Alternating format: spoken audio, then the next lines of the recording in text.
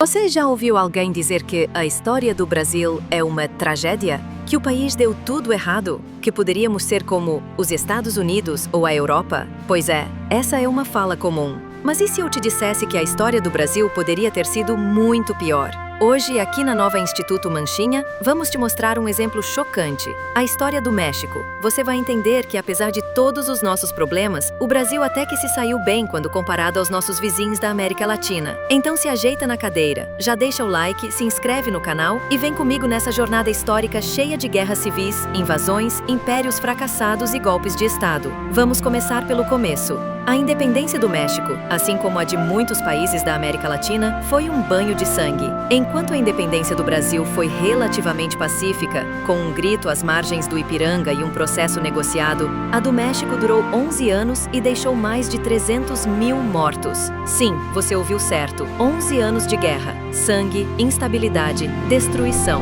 E quando finalmente conseguiram se libertar da Espanha, o que o México fez? Virou uma monarquia. Isso mesmo, o México foi o único país hispânico da América que decidiu ser um império, o chamado Primeiro Império Mexicano. E não era um país pequeno, não. Ele incluía territórios que hoje fazem parte dos Estados Unidos, como Califórnia, Texas, Arizona e Nevada.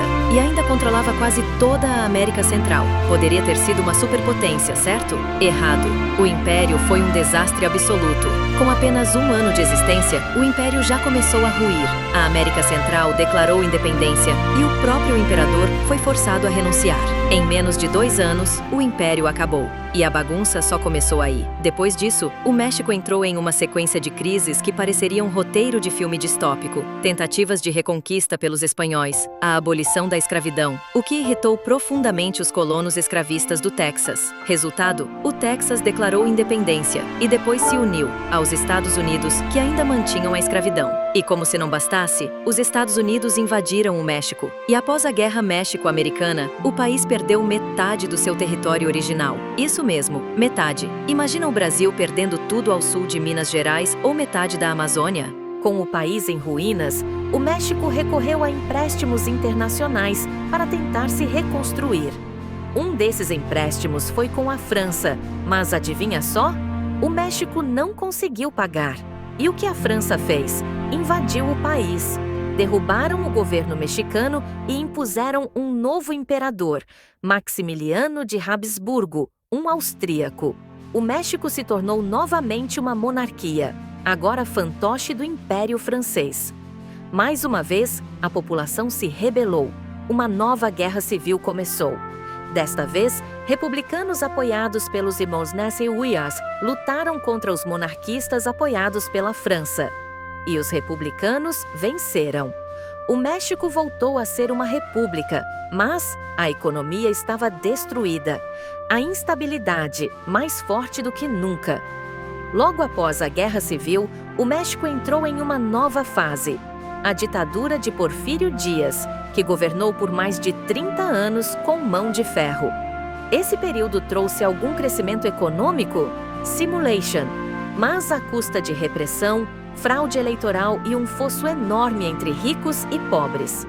Em 1911, Porfírio foi deposto. E o que começou foi uma sequência absurda de golpes de Estado e guerras civis. Literalmente, um golpe, depois outro, uma guerra civil. Um presidente dura 1 ano, o outro cai em 2. E a coisa segue assim por décadas. A instabilidade virou a única constante no México. E não para por aí. Durante a Segunda Guerra Mundial, o México até participou enviando tropas para combater os japoneses no Pacífico. Mas o pós-guerra foi um misto de esperança e colapso. O país viveu um milagre econômico entre as décadas de 1940 e 1970. Porém, o excesso de gastos públicos, políticas econômicas desastrosas e a corrupção levaram o México à falência nos anos 80. A inflação disparou, a dívida explodiu. Mais uma vez, o México recorreu ao FMI para sobreviver. Na década de 90, o país finalmente começou a respirar com o Tratado de Livre Comércio da América do Norte, NAFTA. Empresas estrangeiras chegaram, empregos foram criados, mas Um novo inimigo tomou conta do país: os cartéis de drogas. Hoje, o México é um dos países com maior índice de violência criminal do mundo, com regiões inteiras controladas por facções. Agora, pare e pense: seta para a direita. O Brasil teve seus problemas? Com certeza. Teve golpes, ditaduras e corrupção? Simulation. Mas nunca perdeu metade do seu território. Nunca virou uma colônia de outro país após a independência. Nunca teve uma guerra civil de larga escala. E conseguiu manter sua unidade territorial e institucional, mesmo nos momentos mais difíceis.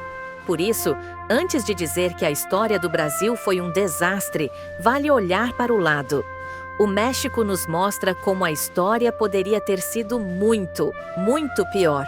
Talvez o Brasil não seja um exemplo de sucesso europeu, mas também não é o caos latino-americano que muitos pintam. Se você curtiu esse vídeo e quer mais comparações históricas como essa, já sabe, deixa o like, se inscreve no canal e ativa o sininho para não perder os próximos vídeos aqui da Nova Instituto Manchinha. Comenta aqui embaixo. Você acha que a história do Brasil foi realmente melhor do que a dos nossos vizinhos? Até a próxima!